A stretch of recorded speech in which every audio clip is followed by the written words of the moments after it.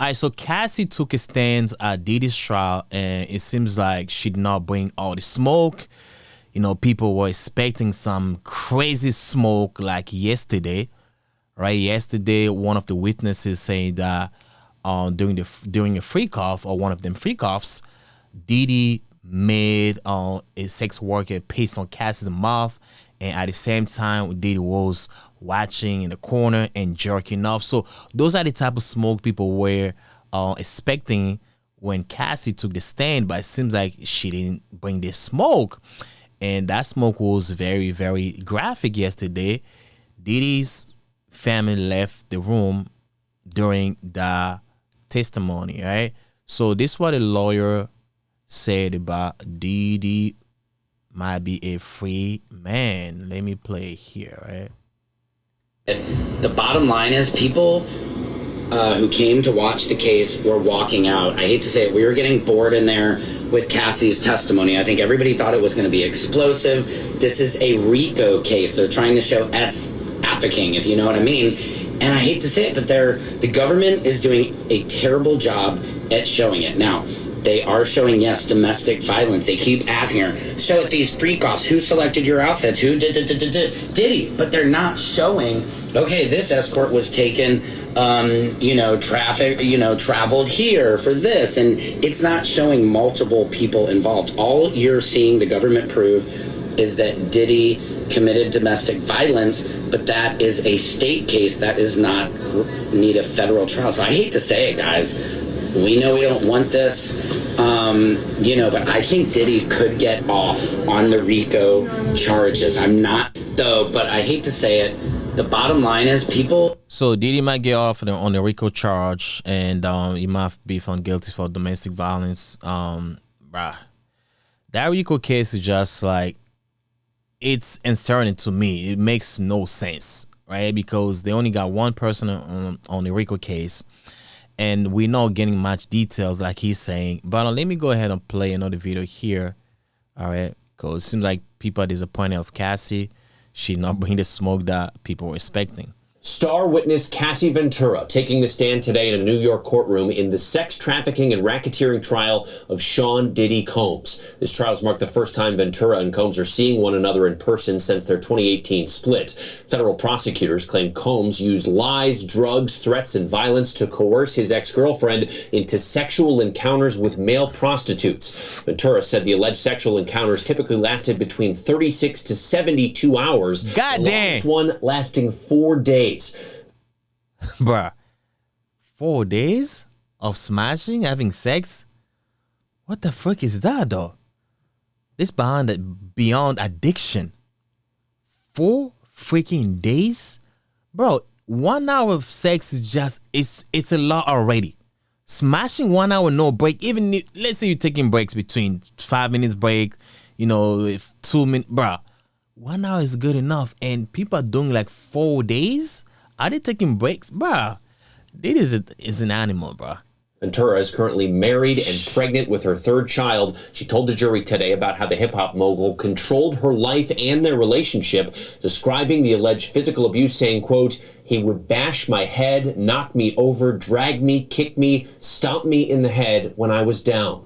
Combs has pleaded not guilty to all 5 charges he's facing, including racketeering conspiracy, sex trafficking by force, and transportation to engage in prostitution.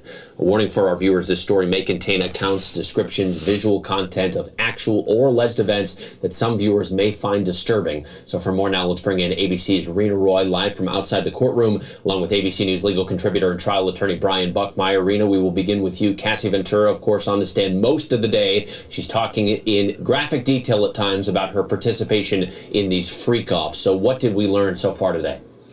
But let me say this, man. Cassie, 10 years and you didn't leave? 10 freaking years. At some point, I'll believe that, you kind of enjoyed it. You started enjoying it. You're like, oh, fuck it. I'm in it. 10 years? Yeah, Trevor, very graphic indeed. I can tell you that I got a chance to listen to her testimony inside court here behind us, and she was emotional. She broke down into tears at one point when she talked about participating in those freak-offs. She says that she was just 22 years old, had just turned 22 when Combs first proposed to her those drug-fueled sex marathons with escorts. She says eventually, though, they became almost weekly, and that they lasted on average, as you said, about 2 to 3 days, the longest one 4 days, and that she stayed awake by drugs that she says Combs gave to her, including ecstasy, cocaine, and Molly. She testified that those freak-offs made her feel dirty and worthless, but that she felt like she did not have a choice but to participate because she says Combs would become violent with her. As you pointed out, she says that he would bash her in the head, kick and drag her, and that she didn't know what would happen if she didn't do what he wanted her to do. Let me say this, man. Do you guys think if Diddy was just a regular dude making $20,000, $30,000 a year, and he was not providing for her the way he was providing, for her because he's rich, do you think she would stay with Diddy? If Diddy was not providing nothing, let's say it was just a regular dude providing nothing to her, all just sex, or maybe take her out to McDonald's or maybe cheesecake once in a while, do you think she would stay? I think the money played a big part of this. Yeah. She was there for the money too. She was desperate, very desperate. She told the jury that she tried to express her feelings about participating, but in at least one text message shown to the jury, Combs told her to make it happen anyway. Trevor? Brian, given how emotional and explicit all this testimony is, what kind of strategy do you think we might see from the defense attorneys in cross-examination? So I think the defense is going to try to move away from the emotion and some of the more explicit terminology that we're seeing in this case and try to go for a much more logical argument that they're making, that Sean Combs participated in domestic violence, allegations that would rightfully so be attributed to state charges, but that there was no racketeering conspiracy. There was no sex trafficking. It was domestic violence for domestic violence sake, based on jealousy, infidelity, and just anger. And so I think that's the angle they're going to take. But yeah, that's why the lawyer said there's no ex trafficking because they can barely prove it. And I wanted to point this out, man. So Cassie's husband was there too, Alex Fine. I'm like, just picturing all those freak-offs that someone did to your wife, and on top of that, the mother of your kids, bro, it's going to be hard for me even to touch you anymore. Unless, I'm a different type of person. All these freak-off things that Diddy has, destroyed Cassie mentally. Cassie mentally, she's completely over. Unless she finds, God or serious therapy. I mean, at this point, therapy can't do shit. God. Only God. Or even Jesus can't even intervene. He has to be God. It's just insane. Think about somebody putting his dick inside your wife, nose, mouth, pissing on her, smacking her on left and right, and all the sex workers touching her, and this happened almost every single week. Oh Lord, I can't do that, man. Personally, I will not do that. I'm sorry, man. I can't. But let me finish this. Some of the testimony, as Rena pointed out, and just how Cassie is on the stand, that's going to be a very hard argument to distinguish between the different types of force and how they were used. So, Rena, Diddy is there in court. He's watching all this testimony from his ex-girlfriend. There's also many of his own family members there. Did we see any kind of reaction from Diddy today? Right. For the most part, he appears to be pretty focused on Cassie Ventura, his ex-girlfriend. He is listening intently. At one point, we saw him scribble down some notes and speak to his attorney, but other times he appears to be more passive with his hands in his lap at the defense table with not really a certain kind of expression on his face. She, on the other hand, has not appeared to look at him once since she took the stand. She has looked at her husband, who is inside court to support her. Remember, this is the first time that Combs and Ventura are seeing each other face-to-face since 2018, so you can imagine how this might feel for both of them. Brian, how do you imagine this might land with the jury hearing all of this extensive testimony of this nature? So I think at this point with direct examination, without anyone coming up and crossing Cassie, I think the jury is looking at Sean Combs, and I was in court this morning to see some of those looks with disgust, with disdain, to think about how one individual can do this to another in this way. And so I think it's going to be a high hill or even a mountain for the defense to kind of walk this case to the jury to suggest that, yes, Sean Combs, as Tenny Garrigo said in opening statements, has done some indefensible things, but it's a matter of what he's being charged with and what he did.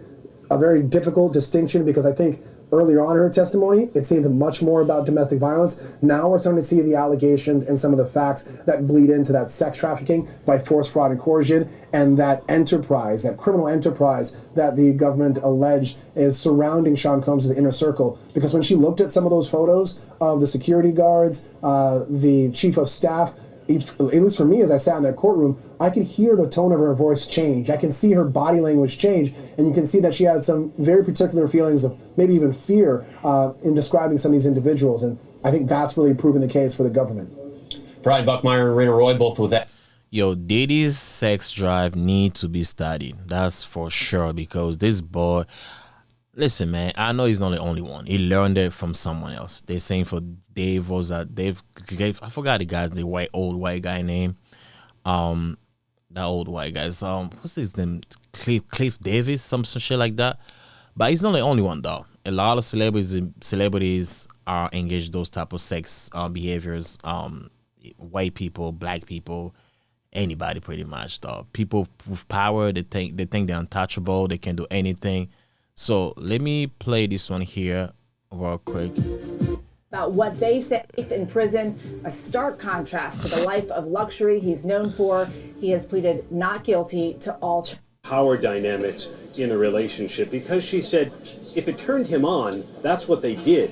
Her preferences weren't at all considered. And she said she was passed around and objectified by men, and with other men she didn't want to be having sex with. Wow. On Sean Combs' whim, describing how he wanted to set up recording equipment to record the... I wonder if he made her having sex with a dog or any type of animal, or maybe a midget, because Diddy seems like he wanted to try almost anything, and the fact that he was complaining about there was not enough baby oil, but we found out that he had over 1,000 bottles of baby oil.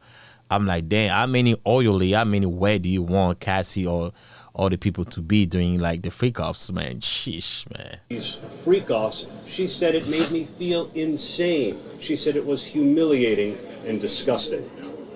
Aaron, Cassie shared that she didn't have a whole lot of sexual experience before she met Diddy. She was only 19 when she met them. There's a nearly 2 decades age difference between these two. Talk more about that power dynamic and how their relationship changed over time. Well, she was 19 and a young singer, and Combs signed her to a 10-album deal with Bad Boy Records, so a long-term deal, and she said, Eva, that she only made 1 album. Damn. Otherwise, the freakoffs took up so much of her time that it stifled her music career, but it controlled. I'm sorry, I should not be laughing, but the freakoff took so much time of her career. Like, she spent more time doing freakoff than working on her music. Yo, Diddy's a demon, man. I ain't gonna lie to you, man. Controlled her financially, she wow. said. So she felt like her livelihood, her career, her life really depended on Sean Combs and keeping him happy. Otherwise, she said she feared what might happen. Now, interestingly, she talked a lot about not wanting him to break up with her. Now, whether that was because she thought he might get violent or because she would lose some of the life that she had acquired, she didn't really say. But we know that the defense is expected to argue that, sure, Sean Combs and Cassie had a toxic, violent relationship, but the defense has called her a strong, adult woman who made a voluntary choice. Aaron, you were in that courtroom. These details were a lot. It seems like Diddy has a type of what he was doing to Cassie was like modern slavery. So it's like, I'm the master, you do whatever I say, but you get paid. Man, that's sad, man. What was the jury's reaction hearing her testimony? It's really hard to read the jury. Most of them are pretty stone-faced. There was one woman who did seem to be following along. She would occasionally smirk at the mention of baby oil or lubricant, which was used so frequently that as Ventura described it, the hotel rooms where these freak-offs occurred were left in complete disarray. There was candle wax and oil everywhere. But most of the jurors sat stone-faced, listening to what amounts to the humiliating recollection of a decade's worth of a woman's sex life. Aaron, what can we expect to see in court tomorrow? More of the same.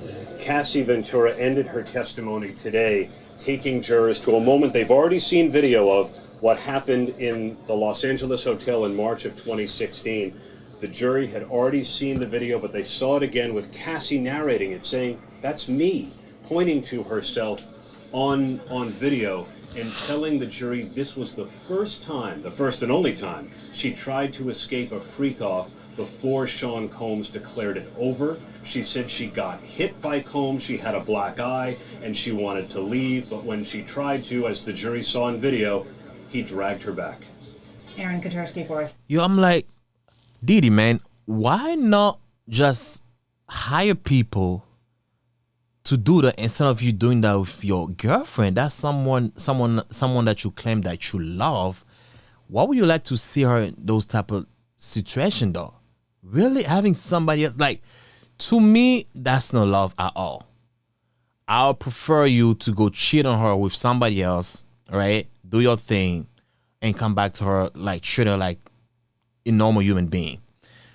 Why not just hire all the people to do that?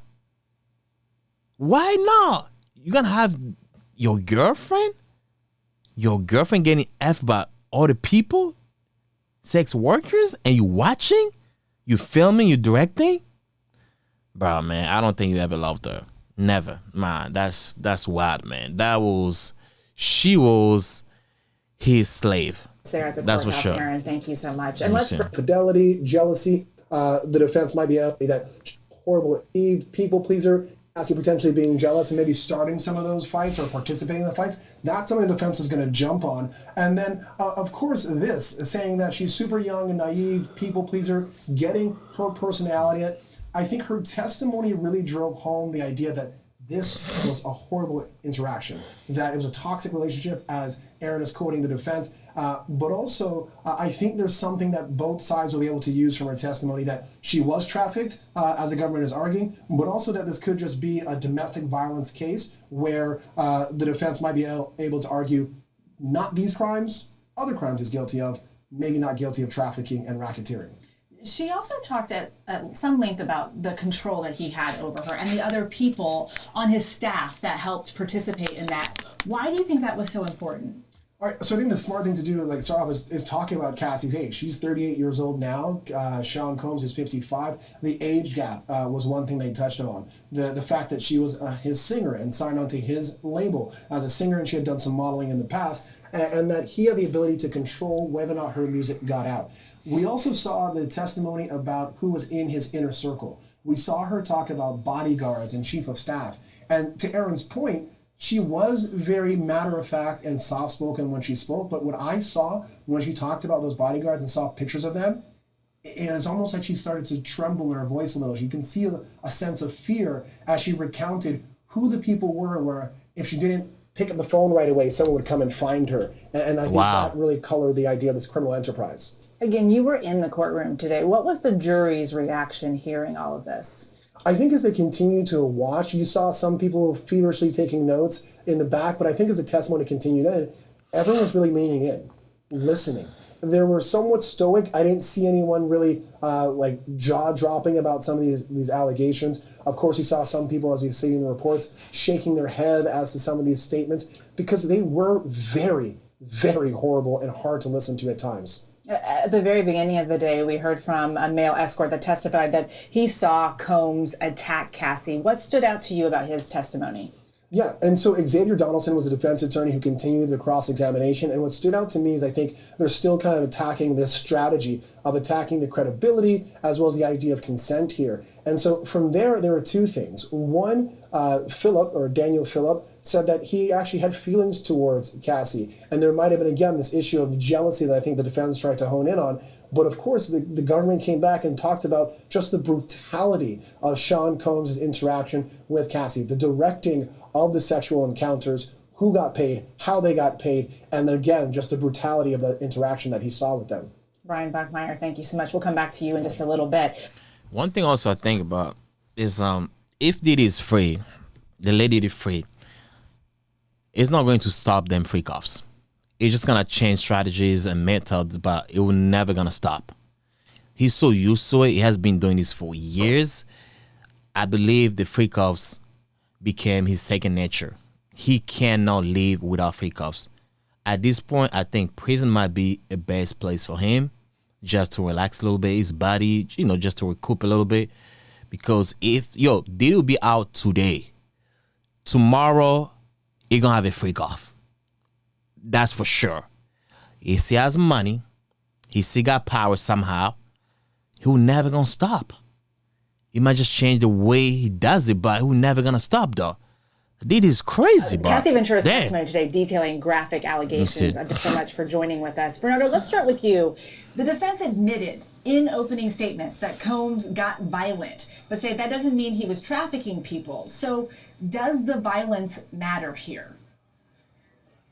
The violence absolutely matters here, because it's the violence is what actually quieted Cassie as to not say anything for all those years. Look how long it took her to finally say something. And that's a common issue that you see with domestic violence victims, with sexual assault victims, because it takes them a long time, number one, to realize that they were victimized, and two, to have the courage to come forward and actually to speak to other people about what happened to them. But three, look what happens behind closed doors. You just never know what happens behind closed doors. Yeah, a lot more happened. This her being scared is all a part of the violence and the crimes that took place here, and what the prosecution is moving forward in front of this jury piece by piece. Sarah, you've investigated a lot of cases. How does violence factor into these types of situations?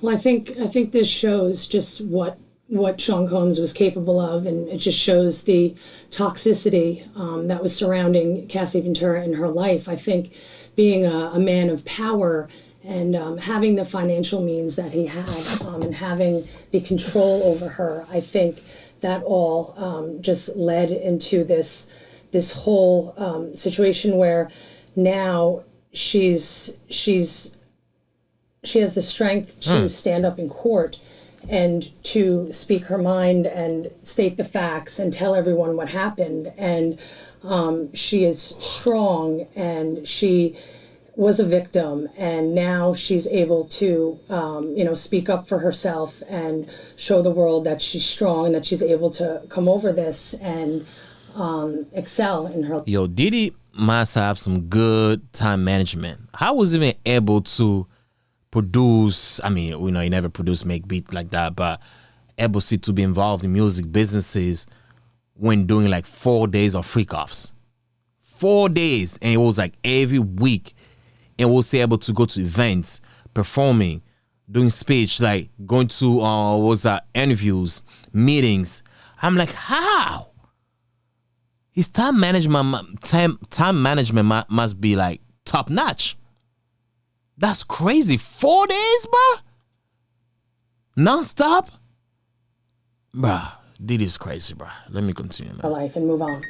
Bernardo, we saw text messages between Cassie and Diddy today. The defense has already said they think the messages show the consensual nature of their relationship. I'm curious, though, what's your reaction to those text messages? So when Cassie was testifying about the text messages, she also put it into context as to why she sent those text messages, what was going on in her mind, that she wanted to satisfy Sean Combs, that she wanted to be a part of this in the sense of that she was scared that if she didn't participate, what would happen to her. These are also common signs of people that are domestic violence victims, that are sexual assault victims that you see. We're ultimately going to see later on during the trial an expert come in and testify as to how and why victims like these react the way they do and are capable to send these texts that may look consensual to other people, but when you break it down mentally, you're able to see that this is a victim, a person that is broken, that's a good point, a person that has been tainted, a person that has been brainwashed as a result of the violence and the control that Sean Combs had over her. Sarah, Cassie didn't come forward until 2023 with her civil suit, years after this relationship ended. In your experience, why do victims wait to come forward?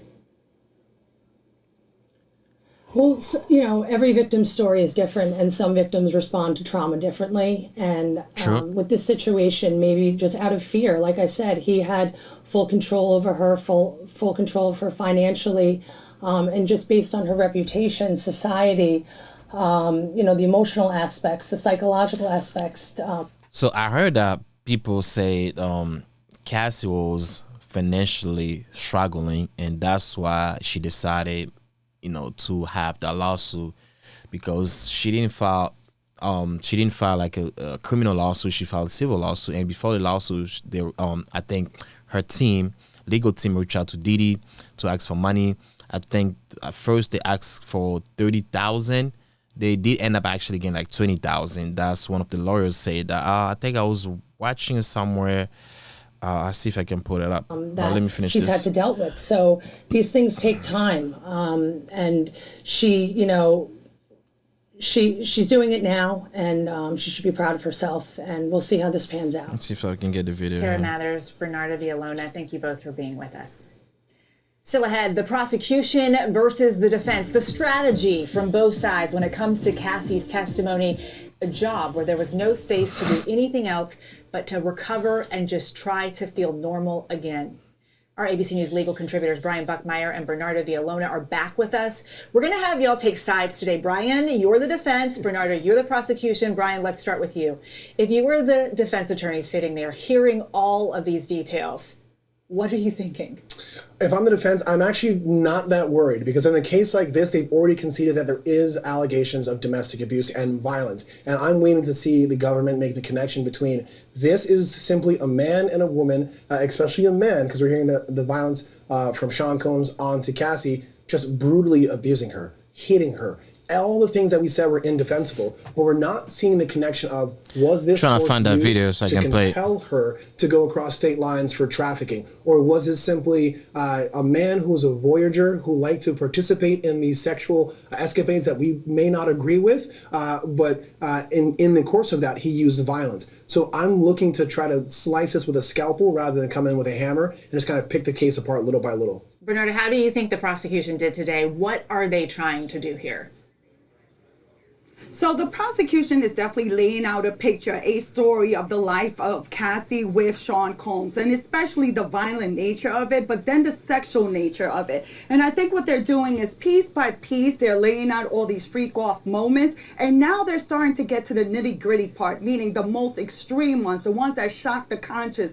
For example, when she mentioned that Sean Combs would have her participate in these freak-offs when she was on her menstrual cycle. I think that's the conscience, and the prosecution. Wait, come on, Diddy. With that line of questioning to show the jury that, look, this is not just domestic violence. This is not just people having consensual sex. This is the type that no one will want to engage in. And Brian, the defense has admitted that Combs had non-traditional sexual preferences. Cassie at one point was on the stand flipping through a binder of escorts that they used. We can't even say out loud some of the things that occurred on this show.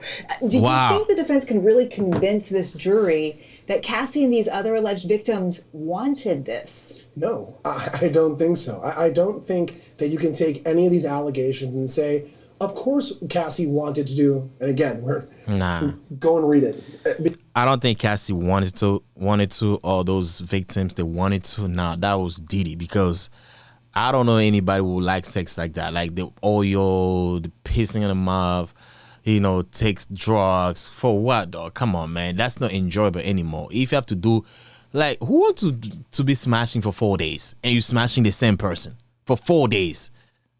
You must be crazy. Something's wrong with you, dog. Like, who got time for that? Who got time to be smashing for 4 days nonstop? Like, 1 hour it's already a lot. If you're spending 1 hour every day to smash, something's wrong with you too, dog. You need to build. Like, you cannot be spending time having sex all the time every day. 1 hour is a lot. Like, 20 minutes of sex is good enough. I ain't gonna lie to you. 20 minutes max, you're good. Don't listen to women. Yeah, I want it loud. I like men who goes longer. Like, I can't do for 2 hours. No, bitch, that's bullshit. You know the thing about sex? Sometimes you'll be having sex, you think you did like 2 hours, but you look at the clock, you're like, dang shit, that was on like 10 minutes.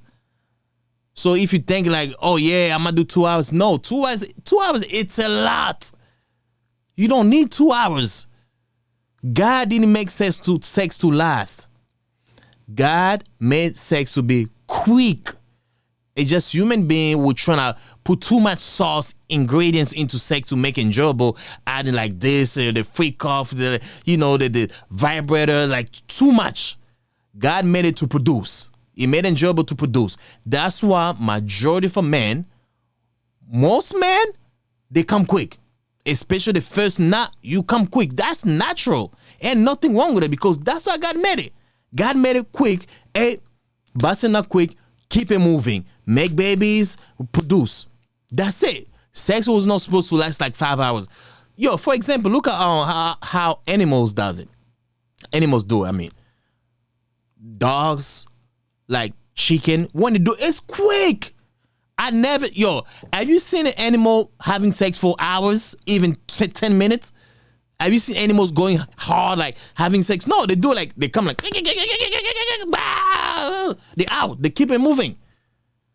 Jesus, 4 days, man. Because some of the things we're not allowed to repeat, but the brutality, the coercion, the arguments, the slapping, the dehumanization of what allegedly happened to her, I don't think anyone's going to turn around and say, well, that's just abnormal sexual encounters. Facts. But I think the defense can sidestep it and say, yes, that's a crime. You know what we call that? Rape, abuse, sexual assault. Look at the indictment and see if any of those are listed in the indictment. They're not. And I think the defense is going to try to sidestep them and say, where's the trafficking? Where were these allegations used to traffic her? Where's the criminal enterprise and not just an inner circle or an organization of Sean Combs to help facilitate him getting from point A to point B and doing the things that he likes, even though they're state crimes and not federal crimes. So I think they're going to try to sidestep it and argue somewhere else. Bernard, I have to ask you about these details. The prosecutor is literally asking her about every little thing, down to what these rooms looked and smelled like after these freak-offs, the number Butts of baby oil bottles used each time. Why do you think these details matter here? So, Eva, the devil is in the details. When you're determining credibility, when you're determining believability, you want the witness to try to give you as much details as possible to determine whether that person is telling the truth. So that's why the prosecution is heavily focusing on these details, because in the end, this case rises and falls on the testimony of Cassie Ventura. And in order for the jury to find her credible and believable, they have to look at her testimony as well as her demeanor, as well as anything that corroborates her testimony, and evaluate all of that to determine, in fact, whether Sean Combs is guilty of these crimes. So the devil's in the details, so they have to get it out. Brian, as a defense attorney, how do you handle a cross with a witness like Cassie without taking off the jury?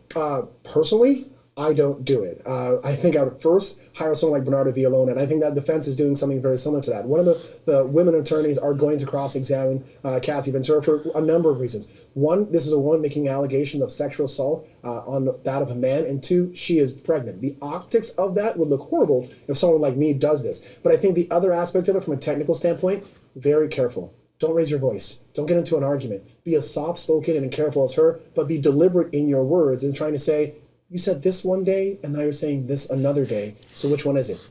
Don't get into a battle with her because you're not going to look good doing so. Brian Buckmeyer, Bernardo Villalona, thank you both for being with us. Coming up. Hey, man, there will be more updates, man. I'll try to find, I was trying to get the video, but my history has so many videos. I don't know which one, so I don't want to waste your time. So, but, yeah, the summer was like, about the videos, like Cassie was struggling financially, and that's why she went on. Filed a civil lawsuit, but before filing the lawsuit, her team reached out to Diddy because they wanted money. They wanted 30 mil, but they did end up getting 20 mil. That's why there are speculation out there. Oh, Cassie got 30 mil, but according to the lawyer, that's the lawyer who represented A$AP Rocky with A$AP Rocky. He said I forgot his name, right? He said that Cassie got 20 million. So. That's about it, man. There's so many news about Diddy. I'll try to keep you guys updated as much as I can. But yeah, man, y'all let me know what you guys think. Do you think Diddy is gonna be found guilty or Diddy's gonna be set free? But if you ask me, man, it can go both ways, man. You never know, man. But let's see. Let's wait and see, man. Other than that, catch you next time. Peace out, family. I'm out.